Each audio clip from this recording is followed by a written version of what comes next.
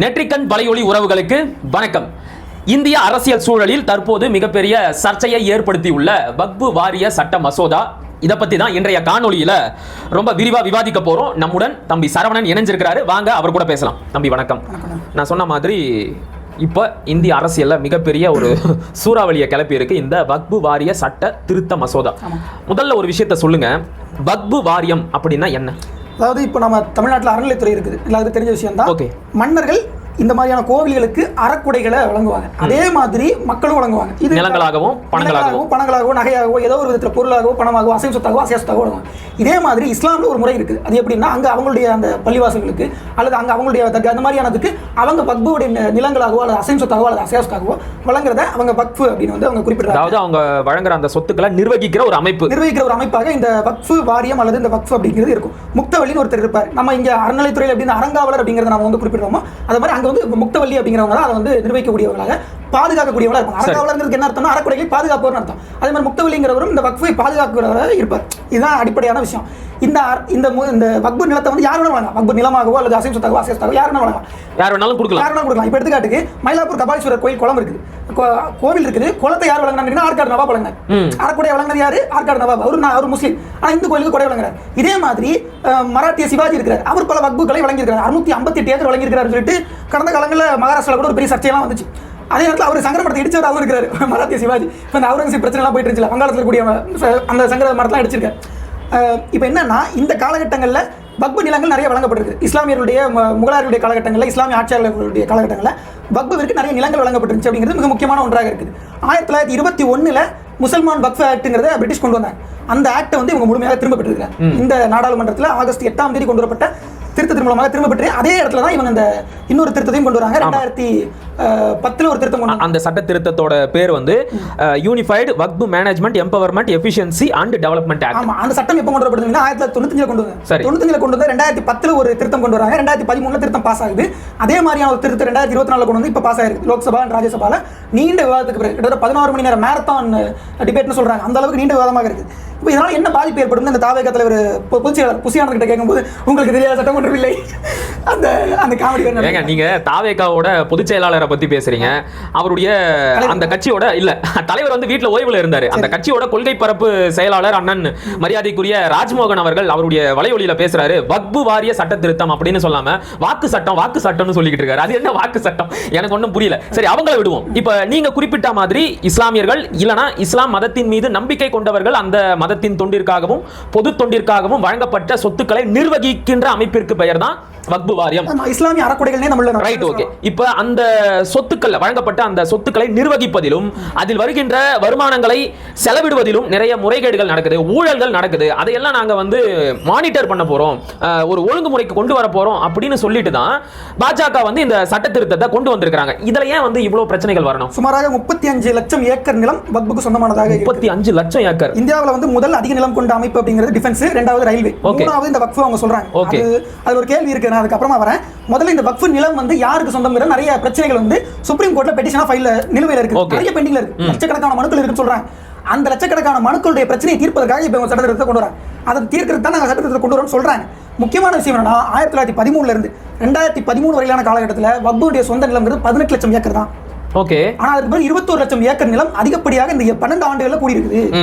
அப்ப இதற்கான காரணம் என்னன்னா, வக்ஃபுக்கு அதிகப்படியான நிலத்தை தானமா கொடுத்திருக்காங்க அப்படிங்கறது இந்திய அரசு தெரிஞ்சுக்குது. சொன்னவர் யாரும் கிடையாது, அமித்ஷா அவர்கள் தான் சொல்றாரு.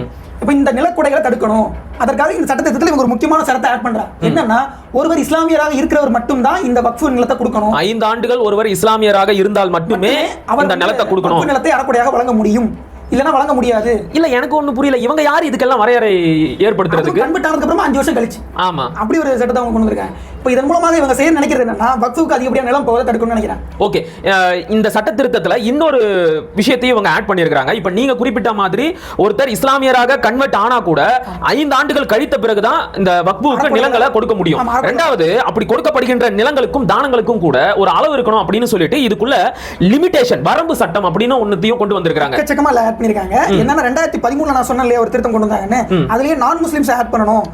சில குறிப்பிட்ட இஸ்லாமிய சமூகங்களுக்கு இந்த போக்ரா, இந்த சில சமூகங்கள் இருக்காங்க. இல்ல தெளிவுபடுத்துங்க, எதுல வந்து நான் முஸ்லிம்ஸை ஆட் பண்ணணும்? 2013 அவங்க கொண்டு வந்த சட்டத்திட்டத்துல இந்த வக்ஃபு வாரியத்தை நான் முஸ்லிம்ஸ் 2 பேரை ஆட் பண்ணுங்கன்ற மாதிரியான சட்டத்திட்டத்தை அப்பவே கொண்டு வந்தாங்க. இது எப்படி நியாயமாகும்? இந்து அறநிலையத்துறையில மாற்று மதத்தை சேர்ந்தவர்களை அனுமதிப்பாங்களா? குற்றச்சாட்டு வைக்கிறாங்க. அதாவது முழுக்க இவங்க இஸ்லாமியர்களே இருக்கிறனால இந்துக்களுடைய அவங்க பக்கம் நியாயம் புரியுது இல்லைங்கிற ஒரு குற்றச்சாட்டு வைக்கிறாங்க.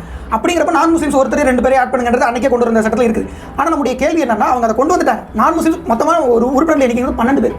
12 பேர்ல ஒருத்தர் 2 பேர் ஆட் பண்றதால பிரச்சனை கிடையாது. அவங்க இந்துக்கள் பக்கம் இருக்கக்கூடிய நியாயம் இல்ல, அதே நியாயத்தை இந்த பக்கமும் பொருத்தி பார்க்கலாம் இல்லையா? அதே 1-2 பேரை இந்து அறநிலையத்துறை நிர்வாக கமிட்டியில மாற்று மதத்தை சேர்ந்த கிறிஸ்தவர்களையோ இஸ்லாமியர்களையோ சேர்க்கிறதுக்கு இந்துத்துவவாதிகளோ பாஜகவை சேர்ந்தவர்களோ அனுமதிப்பாங்களா? அதே இஸ்லாமியர்களோட சொத்துக்களை பராமரிக்கின்ற வக்ஃபு வாரியத்துல மட்டும் மாற்று மதத்தை சேர்ந்தவர்கள் இருக்கணும் அப்படின்னு சொல்லி சட்ட திருத்தம் கொண்டு வருது. ஆனா இந்த 2013 கொண்டு வரப்பட்ட சட்ட திருத்தம் தான். அதுல அன்னைக்கே கொண்டு வந்துட்டாங்க. காங்கிரஸ் ஆட்சியிலேயே கொண்டு வந்துட்டாங்க. ஆனா இது உறுதியா காங்கிரஸ் இதை செய்ய நினைச்சதா? 2013 அவங்களே சொன்ன விஷயம் தான். இப்போ நம்முடைய கேள்வி என்னன்னா, இவங்க நான் முஸ்லிம்ஸ்லாம் ஆட் பண்ணனும்னு சொல்றதுல ஒரு ஜனநாயகத்தன்மை இருக்கு. இஸ்லாமியர் இல்லாத ஒருவர் இருக்கும்போது அவங்களுடைய தரப்பு வந்து எடுத்து சொல்றதுக்கு ஒருத்தர் இருக்கிறார் அப்படிங்கறத புரிஞ்சுக்கலாம். ஆனா இப்போ இவங்க என்ன சொல்றாங்க, நான் முஸ்லிம்ஸ் 8 பேர் ஆட் பண்ணுங்க. 12 பேர்ல 8 பேர், 3ல 2 பங்கு உறுப்பினர்கள் நான் முஸ்லிம்ஸ். எப்படி அப்படி கொடுக்க முடியும்? இந்த நிலையத்தில் 5 அறங்காவலர்கள் இருக்காங்க. 5 அறங்காவலர்கள் வந்துட்டு நீ 4 பேரை நான் இந்துவா கொடுத்துருவேன், கொடுக்க முடியுமா உங்களால? வாய்ப்பே இல்லையே. அதாவது இந்து திருக்கோயில்கள்ல வாசல் கூட்டி பிரிக்கிறாங்க பாத்தீங்களா, அவங்க கூட நான் இந்துவா இருக்க கூடாது, அவங்க கூட கிறிஸ்தவர்களாக இஸ்லாமியர்களாக இருக்க கூடாது, இந்துவா தான் இருக்கணும்ன்ற அளவுக்கு இனவெறி ஒரு மதவெறி பேசுறவங்க தான் இந்த கும்பல், இந்த இந்துத்துவ பாஜக கும்பல். அவங்க 8 நான் முஸ்லீம் ஆட் பண்ணுங்கறாங்க இந்த சட்டத்திட்டத்தின் மூலமாக. எப்படி அதை ஆட் பண்ண முடியும்? ஓராவுண்ட் நெய்யே என் பொண்டாட்டி கையே அப்படிங்கிற மாதிரி அடுத்தவன் சொத்துன்னா கையை எங்க வேணும்னாலும் நீளுது. 1995 கொண்டு அந்த வக்ஃபு சட்டத்துல கூட மொத்தமாக 50 பக்கம் தான் சட்டம். 50 பக்கம் சட்டத்துக்கு 40 பக்கம் திருத்தம் கொண்டு வந்திருக்கேன். சரி, 50 பக்கம் சட்டமே, நான் 40 பக்கம் திருத்தம் கொண்டு வந்திருக்கேன். ஜாயின்ட் பார்லிமெண்ட் கமிட்டி 37 பேர் நினைக்கிறேன். எனக்கு என்னன்னா, இந்த சட்ட திருத்தத்துல ரொம்பவே அநீதியா பட்டது என்ன அப்படின்னா, வக்ஃபு வாரியத்திற்கு சொந்தமான ஒரு நிலத்தை யாரோ ஒரு குறிப்பிட்ட நபர் எக்ஸ் என்கின்ற நபர் 12 ஆண்டுகளுக்கு மேலாக ஆக்கிரமித்து வைத்திருந்தால் அந்த நிலமானது அந்த எக்ஸ் என்கின்ற நபருக்கு தான் சொந்தம் அப்படிங்கிறாங்க. ஆக்கிரமிப்பை சட்டப்பூர்வமா நியாயப்படுத்துறாங்க. வழக்குகள் நிலுவையில் இருக்குன்னு இப்ப இந்த சட்டம் உருவாக்கிட்டாங்கன்னா, ஆமா உங்களுக்கு நல்லா சொந்தம்பா, 20 வருஷமா ஆக்கிரமிச்சிருக்கியா, முடிஞ்சு வச்சு போ அப்படின்னு அந்த நிலுவையில் உள்ள வழக்கெல்லாம் தீர்த்தலாம். அதுதான் இந்த திட்டம் போட்டிருக்காங்க அப்படின்றது ஒரு விஷயம். அதாவது சுருக்கமா நான் இப்படி புரிஞ்சுக்கிறேன், இஸ்லாமியர்களோட சொத்துக்களை அபகரிப்பதற்காகத்தான் இந்த சட்ட திருத்தம் இப்ப கொண்டு வரப்பட்டிருக்கு, அவர்களுடைய வலிமையை குறைப்பதற்காக. இரண்டாவது விஷயம் என்னன்னா, 8.27 லட்சம் அளவிற்கு இந்தியா முழுக்க வக்ஃபு சொத்துக்கள் இருக்கு. 8.27 லட்சம். ஆனால் அதன் மூலமாக கிடைக்கக்கூடிய வருவாய்ங்கிறது சொற்பம் தான், 200 கோடி தான். 200 கோடி நீங்க பெருசா நினைக்கலாம். ஆனா 8.27 லட்சத்தோட வகுத்து பாருங்க, ஒரு 2500 தான் கிடைக்கும். ரொம்ப கம்மி தான். 2500 தான் கிடைக்குது. அன்னைக்கே ராஜேந்திர சச்சார் கமிட்டி அறிக்கை, 2005 ராஜேந்திர சச்சார் கமிட்டி அறிக்கை வருது. அப்பவே என்ன சொன்னாருன்னா, வக்ஃபுகள் மூலமாக 12,000 கோடி ரூபாய் வருமானத்தை இந்த வக்ஃபுகளால் ஈட்ட முடியும் அப்படின்னு சொன்னார். ஆனா இப்போ வரைக்கும் 200 கோடி தான் வருமானம் வருது. இன்னைக்கும் யோசிச்சு பார்த்தா 20,000 கோடி ரூபாய் வருமானத்தை இந்த வக்ஃபுகளால் ஈட்ட முடியும். ஆனா முடியல. ஆனால் அதனுடைய முழுமையான வலிமையை குறைத்து, வலிமை ஏற்கனவே குறைஞ்சா இருக்கு, இருக்கிற வலிமை இருக்கக்கூடாது, மொத்தமா க்ளோஸ் பண்ணு, அதுக்கு இப்படி சட்டத்தை கொண்டு வருது. அதாவது இஸ்லாமியர்களை எந்தெந்த விதங்களிலெல்லாம் நாடற்றவர்களாகவும் உடைமையற்றவர்களாகவும் சொத்துரிமை அற்றவர்களாகவும் இன்னும் மேல சொல்லணும் அப்படின்னா வாக்குரிமை அற்றவர்களாகவும் மாற்ற முடியுமோ அப்படியெல்லாம் முயற்சி பண்ணிக்கிட்டு இருக்கு இந்த பாஜக. சச்சார் கமிட்டி வந்து இஸ்லாமியர்கள் இன்னைக்கும் இந்தியாவில் பட்டியல் சமூக மக்களுடைய நிலைமையில தான் இருக்காங்க. 7 விழுக்காடு கூட அவங்களால முன்னேற முடியலன்னு தெளிவா சொன்னிச்சு. இந்தியாவில் உள்ள ஒரு பேங்க் உடைய போர்ட் ஆஃப் டைரக்டர் கூட முஸ்லீம் கிடையாது. இந்தியாவுடைய ஒரு பெரிய தொழில் வர்த்தகத்தினுடைய போர்ட் ஆஃப் டைரக்டர் கூட இஸ்லாமியர் கிடையாது அப்படின்னு ராஜேந்திர சச்சார் மூஞ்சில் அடிச்ச மாதிரி சொன்ன விஷயங்கள் ரொம்ப ஏராளம். அதெல்லாம் படிச்சு பார்த்தீங்கன்னா கொடுமையா இருக்கும். இஸ்லாமியர்கள் 7 விழுக்காடு கூட முன்னேறலன்றது எவ்வளவு கொடுமை. நிச்சயமா. ஆனால் பிராமணர்கள் 90 விழுக்காடு முன்னேறிருக்காங்க. எப்படி? இந்த கேள்வி எல்லாம் இருக்கு. இத்தனை ராஜேந்திர சச்சார் ஒரு பிராமணன், அவர் கொடுத்த அறிக்கை. இப்போ நம்முடைய கேள்வி என்னன்னா, இந்த ஒட்டுமொத்த வக்ஃபுவை நீ எடுத்து வேற ஒருத்தர் கொடுக்குறதுக்காக சட்டத்தை கொண்டு வந்திருக்கேன். அப்போ இந்த சட்ட திருத்தமே நியாயமற்றது. ஜாயின்ட் பார்லிமெண்டரி கமிட்டியில் இருக்கக்கூடிய எதிர்ப்பு நபர்களை, எதிர்ப்பு உறுப்பினர்களை, எதிர்ப்பு நாடாளுமன்ற உறுப்பினர்களை வெளியே அனுப்பிட்டு அது ஜாயின்ட் பார்லிமெண்டரி கமிட்டியில் நீ பாஸ் பண்ற. இல்ல, இப்ப எனக்கு இன்னொரு விஷயத்தை தெளிவுபடுத்துங்க. இப்ப இது வந்து நியாயமானதா நியாயமற்றதா அப்படிங்கிற விவாதத்துக்கு போறதுக்கு முன்னாடி, இந்த சட்ட திருத்தம் வந்து சரியா தப்பா அப்படிங்கிற விவாதத்துக்கு முன்னாடி இப்படி ஒரு சட்ட திருத்தத்தை இவங்களால எப்படி கொண்டு வர முடியும்? ஏன் இந்த கேள்வி வருது அப்படின்னா, இந்திய அரசியலமைப்பு சட்டம் பிரிவு 25 மற்றும் 26 என்பது மத சுதந்திரத்திற்கு முழு உரிமையை கொடுக்குது. ஒருவர் தன்னுடைய மத பழக்க வழக்கங்களை கடைபிடிப்பதற்கான எல்லா உரிமையும் சுதந்திரமும் இந்த நாட்டில் இருக்கு அப்படின்னு அந்த 2 பிரிவுகள் சொல்லுது. அப்படி இருக்கும்போது நான் ஒரு இஸ்லாமியராக இருக்கிறேன், என்னுடைய மத தொண்டிற்காகவும் பொது தொண்டிற்காகவும் நான் வந்து குறிப்பிட்ட சொத்துக்களையோ நிலத்தையோ பணத்தையோ நகையையோ இந்த வக்ஃபு வாரியத்துக்கிட்ட கொடுக்குறேன். அதை வந்து தடுக்கிற மாதிரி இவங்க எப்படி ஒரு சட்ட திருத்தத்தை கொண்டு வர முடியும்? இது மத சுதந்திரத்திற்கே எதிரான ஒன்று தானே. இந்தியாவுடைய அடிப்படை உரிமைகள் ஒன்று ரைட் டு ப்ராப்பர்ட்டி, சொத்துரிமைங்கிறது அடிப்படையான உரிமைகள் ஒன்றாக தான் வைக்கப்பட்டிருக்கு. அப்படிங்கிறப்ப 1972 கேசவானந்த பாரதியுடைய வழக்கு என்ன சொல்லுது? நீங்க அடிப்படை உரிமைகளை மீறி எந்த ஒரு சட்டத்தையும் இயற்ற முடியாது. அதைத்தான் சொல்றேன். இந்த அடிப்படை உரிமைகளை மீறக்கூடிய இந்த சட்ட திருத்தத்தை எப்படி கொண்டு வர முடியும்? இது அரசியலமைப்பு சட்டத்திற்கே எதிரானது. அடிப்படையிலேயே இது தவறு. ஆமா, இல்ல என்னன்னா இன்னொரு சிக்கல் என்னன்னா, இந்தியா முழுக்க இருக்கக்கூடிய வக்ஃபுக்கு தான் அதிகப்படியான நிலங்கள் இருக்குன்னு சொல்றாங்க இல்லையா? இது இன்னொரு பொய்ன்னு நான் சொல்லுவேன். சரி. ஏன்னா இந்தியா முழுக்க கோவில்கள் இருக்கு, கோவில்களுக்கு சொத்துக்கள் இருக்குது. நீ என்ன பண்ணி இந்தியாவுக்கு வந்து ஒரு வக்ஃபு போட்டு இருக்கிற மாதிரி இந்தியாவுக்குன்னு ஒரு இந்து அறநிலைத்துறையை கொண்டு வா. மைனாரிட்டி அஃபேர்ஸ் வச்சிருக்கல நீ வக்ஃப் தமிழ்நாட்டுல இருக்கிற அறநிலையத்துறையவே கலைக்கணும், கோவில்களை வந்து அந்தந்த கோவிலோட அறங்காவலர்கள் இல்லனா அர்ச்சகர்கள் கையில ஒப்படைக்கணும்னு சொல்ற கூட்டம் இது. பரம்பரையா இவங்க போய் அப்படின்னு சொல்லி அந்த பேர்ல கொண்டு வர நினைக்கிறேன். இந்தியா முழுக்க இருக்கக்கூடிய அறநிலையத்துறை நிலங்களை கணக்கெடு. தமிழ்நாட்டிலே 4 லட்சம் ஏக்கர் இருக்குன்னு சொல்றாங்க இல்லையா? ஆமா, அதுக்கு மேலே இருக்கு. அதுக்கு மேலே இருக்குன்னு சொல்றாங்க. அப்ப அதே மாதிரி இந்தியா முழுக்க இருக்கக்கூடிய அறநிலையத்துறை திருக்கோவிலுடைய நிலங்களை கணக்கு போட்டீங்கன்னா இந்த வக்ஃபுடைய நிலங்கள் பெரிய பிரச்சனையே கிடையாது. அப்ப கணக்கு போட்டு அவன் தான் முதல்ல இருப்பான். டிஃபென்ஸ் 2வது இருக்கும், லைட் 3வது இருக்கும், வக்ஃப் 4வது இருக்கும். நீங்க தான் அதிகமா சொத்து வச்சிருக்கீங்க. அத கொடுக்காம அத பத்தி பேசாம நான் வக்ஃபுக்கு அதிகமா நிலம் இருக்கு நீ கொண்டு வரியா? அதுதான் உன் கண்ண ஊத்துதா? இப்போ என்ன கேக்குறேன், இந்தியா தமிழ்நாட்டுல வந்து நில உச்சவரம்பு சட்டம் கொண்டு வரப்பட்டுச்சு. 1960ல கொண்டு வராங்க, 70ல கொண்டு வந்தாங்க. காமராஜ் ராஜ் காலத்திலே கொண்டு வந்தாங்க. ஒரு தனிநபருக்கு இத்தனை ஏக்கர் நிலம் தான் இருக்கணும், ஒரு குடும்பத்துக்கு இத்தனை ஏக்கர் நிலம் தான் இருக்கணும் அவங்க கொண்டு வந்தாங்க. சமய பொறுப்பு மிக்க நிறுவனங்களுக்கு, அதாவது சைவ ஆதீன வெள்ளாள மடங்களுக்கு, திருக்கோயில்களுக்கு இவ்வளவு சொத்துக்கள் இவ்வளவு நிலம் தான் இருக்க முடியும்னு நீங்க இந்த உச்சவரம்பு சட்டத்தின் வலியுறுத்த முடியாது. சட்டம் கட்டுப்படுத்த அப்படி கொண்டு வந்ததுனால தான் இன்னைக்கும் தர்மபுர ஆதீன மடங்கள் உட்பட பல ஆதீன மடங்களுக்கு 20,000 ஏக்கர் உட்பட பல நிலங்கள் இருக்கு. சுமாரா 2 லட்சம் ஏக்கர் நிலங்கள் இந்த மடங்களுக்கே இருக்கு. அப்ப அவனுடைய நிலத்தெல்லாம் நீ ஏன் வந்து கண் வைக்க மாட்டேங்கிற? அவனுடைய நிலத்தெல்லாம் ஏன் நீ ரெகுலேட் பண்ணல? அவனுடைய நிலத்தெல்லாம் நீ ஏன் வாங்கல? நில உச்சவரம்பு சட்டம் இந்த சட்டத்தை இந்த இவங்களுடைய நிலத்தை பாதிக்காது. இவங்களுடைய நில உச்சவரம்பே கிடையாது. அப்படிதான் இருக்குது.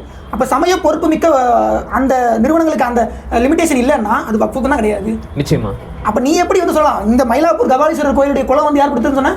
ஆற்காடு நவாப் வந்து கொடையா கொடுத்தது. அதே மாதிரி இஸ்லாமியர் அல்லாதவர்கள் இந்து கோயில்களுக்கு இஸ்லாமியர்களுக்கு வக்ஃபா கொடுக்குறாங்க. அதே மாதிரி இந்துக்கள் அல்லாதவர்கள் இந்து நிறுவனங்களுக்கு அறக்கொடைகள் கொடுப்பது என்று காலங்காலமா நடந்துட்டு இருக்கிற ஒண்ணு. அது நீ எப்படி தடுக்க முடியும்? ஓகே. இப்போ இன்னொரு விஷயம் என்ன அப்படின்னா, தமிழ்நாட்டின் முதலமைச்சர் ஐயா மு.க. ஸ்டாலின் அவர்கள் இந்த சட்ட திருத்தத்தை ரொம்ப கடுமையா எதிர்த்து பேசியிருக்கிறாரு. அதை பத்தி என்ன நினைக்கிறீங்க? அவர் எதிர்த்து பேசினதுக்கு ஒரு காரணம் இருக்குது. அது என்னன்னா, மாநில அரசு தான் இதை முழுமையாக நடைமுறைப்படுத்தணும். அக்வாஃப், அதாவது வக்ஃப் அப்படிங்கிறது ப்ளூரல் ஃபார்ம் தான் அக்வாஃப் அப்படிங்கிறது. அப்போ அந்த அக்வாஃப் அப்படிங்கிற வக்ஃபுகள் எல்லாவற்றையுமே கணக்கெடுத்து வைக்க வேண்டிய பணி என்பது மாநில அரசுடைய அப்படிங்கிறது அந்த சட்டத்திட்டத்தில் குறிப்பிட்டாரு. அப்போ அந்த சட்டத்திட்டம் குறிப்பிட்டபடி இதை மாநில அரசு தான் முழுமையாக நடைமுறைப்படுத்தணுங்கிறப்போ இதை நாங்கள் நடைமுறைப்படுத்த முடியாதுங்கிற முதல்ல கை வைக்கிறதுக்காக தான் ஐயா ஸ்டாலின் அவர்கள் இதை பண்ணியிருக்காரு. உண்மையாகவே இந்த கண்டன தீர்மானம் என்பது வரவேற்கத்தக்கது. அதில் எனக்கு ஒன்றும் மாற்று கருத்து இல்லை. ஆனால் இவர்கள் தமிழ்நாட்டினுடைய வக்ஃபு சொத்துக்களை எந்த அளவுக்கு பாதுகாத்தாங்க? ஏன் பாதுகாக்கலையா? ஜாகிர் ஹுசைன் பிஜிலியுடைய கொலை, ஆமா, அதை கவனிக்க வேண்டிய ஒரு விஷயம் தான். முக்தவல்லி அவருடைய கொலை, அது ஒரு பரம்பரை முக்தவல்லி அவருடைய கொலை எவ்வளவு மோசமானது. ஜாகிர் ஹுசைன் வந்து வக்ஃபு வாரியத்தோட அந்த நிலங்களை பாதுகாக்க வேண்டும் என்கின்ற போராட்டத்துல தான் வெட்டி கொல்லப்பட்டார். 35 சென்ட் நிலம், 35 சென்ட் நிலத்தையே ஒருத்தர பாதுகாக்க முடியல. தமிழ்நாட்டில் கூடிய 5000 சொத்துக்களை முக்தவல்லிகள் எப்படி பாதுகாப்பார்கள்? இந்த கேள்வி இருக்குல்ல. நிச்சயமா. இப்ப இருக்கக்கூடிய வக்ஃபு தமிழ்நாடு வக்ஃபு வாரியத்தை எடுத்துக்கிட்டீங்கன்னா கிட்டத்தட்ட 12 உறுப்பினர்கள் இருக்காங்க. தமிழ்நாடு வக்ஃபு வாரியத்தினுடைய தலைவராக கடந்த செப்டம்பர் மாதத்தில் தேர்ந்தெடுக்கப்பட்டவர் ராமநாதபுரம் நாடாளுமன்ற உறுப்பினர் கே நவாஸ்கனி அவர்கள். அதுபோக மாநில நாடாளுமன்ற உறுப்பினராக எம் அப்துல்லா அவர் வந்து இருக்கிறார். இமாம் அப்துல்லா இருக்கிறாரு, அப்துல் சமத் இருக்கிறாரு, சட்டமன்ற உறுப்பினராக இருக்கிறாரு. அதுபோக விசி சட்டமன்ற உறுப்பினர் ஆலு ஷானவாஸ் இருக்காரு. இது போக ஃபாத்திமா முசாஃபர்ங்கிற பெண்ணுக்கு இடம் கொடுக்கணும் அவங்களுக்கு கொடுத்துருக்காங்க. அரசின் சார்பில் ஒருவருக்கு ஐஏஎஸ் ஆஃபீஸர் நியமிச்சிருக்காங்க. இது போக முக்தவல்லிகள் ஒரு 4-5 பேர் இருக்கிறாங்க. இதுதான் ஒட்டுமொத்த அடிப்படை கட்டமைப்பு வக்ஃபு வாரியத்துடைய. எல்லாருமே முஸ்லிம்ஸ். அது ஒரு நான் முஸ்லீம் ஆட் பண்ணிக்கலாம்ன்றது என்னுடைய கருத்து. ஏன்னா ஜனநாயக பூர்வமா இருக்கட்டும், அதுல ஒன்றும் தப்பு இல்லை. இதே ஜனநாயகம் இந்து அறநிலையத்துறைக்கும் இருந்தா நல்லா இருக்கணும். அது எனக்கு மாற்று கருத்து இல்லை. ஆனால் ஒட்டுமொத்தமா 8 பேரை நீ வந்து நான் முஸ்லிம்ஸ் நியமினா என்ன அர்த்தம்? எனக்கு அது புரியவே இல்லை. இது என்ன அர்த்தம்னா, கேரளாவில் இது கொஞ்சம் வரவேற்பு இருக்கும். ஏன்னா அங்கே கொஞ்சம் இஸ்லாமியர்களுக்கும் கிறிஸ்தவர்களுக்கும் கொஞ்சம் முரண்பாடுகள் இருக்கு. சில மாநிலங்களில் இஸ்லாமியர்களுக்கும் சில பழங்குடி மக்களுக்குமே முரண்பாடுகள் இருக்கும். அப்போ அந்த முரண்பாடுகள் எல்லாம் வச்சு தான் இந்த சட்டத்தை அவங்க நிறைவேற்றிருக்காங்க. ஓகே. நான் வந்து ஒட்டுமொத்தமாக எப்படி புரிஞ்சுக்கிறேன் அப்படின்னா, இஸ்லாமியர்களை சொத்துரிமை அற்றவர்களாக மாற்றுவதற்காகத்தான் இந்த சட்ட திருத்தத்தை கொண்டு வந்திருக்கிறாங்க அப்படின்னு நான் புரிஞ்சுக்கிறேன். இப்போ நீங்க குறிப்பிட்ட மாதிரி இது தமிழ்நாட்டில் செயல்படுத்தப்படாது, அப்படிதானே? அப்படிலாம் நம்ம நம்ப முடியாது. அதெல்லாம் ஈஸியாக பண்ணிடுவாரு ஸ்டாலின் அவர்கள். அப்படியே யாருக்கும் தெரியாம மறைமுகமா செஞ்சிருவாரா? இங்க முடியாதுன்னு சொல்லிட்டு அங்க போய் முதல்ல செய்யறதே அவரா தான் இருப்பார். இல்லம் தேடி கல்வி எல்லாம் வந்து புதிய கல்விக் கொள்கையில் நிச்சயமா பேரை மாத்தி செயல்படுத்திடுவாரு. அது மாதிரி பேரை மாத்தி வந்துட்டு இந்த கலைஞர் கைவினை திட்டம் அப்படின்னு கொண்டு வந்த மாதிரி பண்ணினாலும் ஆச்சரியப்படுறதுக்கு இல்ல. சரி. அதனால இந்த வக்ஃபு அப்படிங்கிறதுக்கு திமுக அந்த தெரிவித்த எதிர்ப்புங்கிறத கூட யாரும் நம்பாதீங்க. அப்படிங்கிறதா முதன்மையானது. இந்த சட்ட திருத்தம் கான்ஸ்டியூஷனலி இன்வாலிட் அப்படின்னு சுப்ரீம் கோர்ட் அறிவிக்க வேண்டும். நான் இப்போ வந்து சஞ்சீவ் கண்ணா இருக்கலாம், மே மாசத்துல அவருடைய பதவி முடியுது. பிஆர் கவாய் தான் அடுத்து வரப்போறாரு. அதுக்கு பிறகு இன்னொருத்தர் வருவார், சூரியகாந்த் நினைக்கிறேன். ஸோ இப்படி மாறி உச்சநீதிமன்றத்துடைய 3 நீதிபதிகள் பதவி வைக்கக்கூடிய காலமாக இந்த காலம் இருக்குது. இந்த நேரத்தில் ஒரு நியாயமான விசாரணை இந்த கான்ஸ்டியூஷன் அமெண்ட்மெண்ட்ல கேட்கப்படணும். அது இந்த அமெண்ட் மேல கான்ஸ்டியூஷன் வந்து வேலிடா இல்லையாங்கிறத அவங்க சொல்லணும். அப்படிங்கிறதா நம்மளுடைய நிச்சயமா பொறுத்திருந்து பார்க்கலாம் என்ன நடக்குது அப்படிங்கிறத. மீண்டும் ஒரு அரசியல் உரையாடல்ல நாம சந்திக்கலாம். அதுவரை இணைந்திருங்கள். இது உங்கள் நெற்றிக்கண். நன்றி, வணக்கம். நன்றி.